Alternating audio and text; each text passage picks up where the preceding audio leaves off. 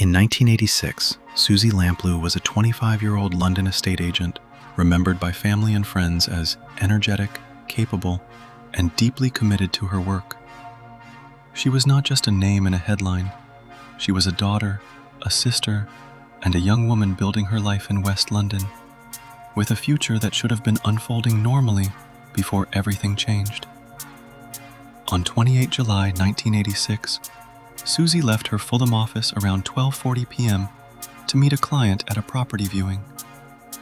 She had written the client down in her diary as Mr. Kipper, and she was never seen alive again after that appointment. The ordinary nature of the meeting is part of what makes this case so haunting. A workday, a scheduled showing, and then silence. What followed was a search that quickly became one of Britain's most enduring missing person cases. Suzy's body has never been found, and no one has ever been charged in connection with her disappearance. Over the years, detectives pursued numerous leads, including searches of locations connected to the main suspect and repeated efforts to reconstruct Suzy's final movements. In 2018, police searched a garden in Sutton Coldfield linked to the suspect's mother, but that search uncovered no evidence. The case has remained active in the sense that investigators still review information and follow leads, even after decades have passed. The investigation was always difficult because so much hinged on a brief window of time and a client identity that never fully materialized.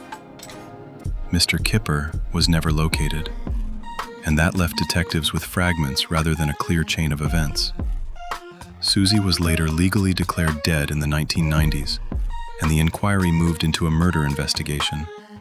But the absence of a body has continued to complicate the case. Police have also faced the challenge of time itself. Witnesses age, memories fade, and physical evidence that might once have answered key questions becomes harder to recover or interpret.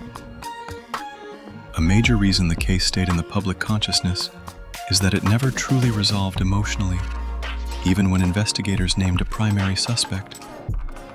John Cannan, a convicted murderer and sex offender, was long regarded as the main suspect, but he died in prison in 2024 without the case being solved in a way that gave Suzy's family closure.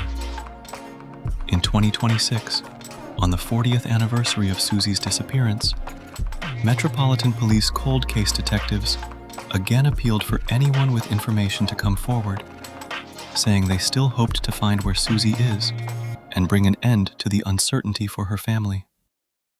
Today, the case remains officially unresolved. Police have said they are still working through potential witness leads, but they also acknowledge that the file may eventually move into an inactive phase if no new breakthrough comes. What remains unknown is still the core of the mystery. Exactly what happened after Suzy left that office, where her body is, and whether there is still one piece of information, one person, or one memory that could finally complete the story.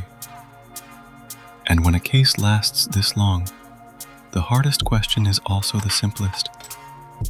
How many answers can remain hidden in plain sight before someone finally decides to speak?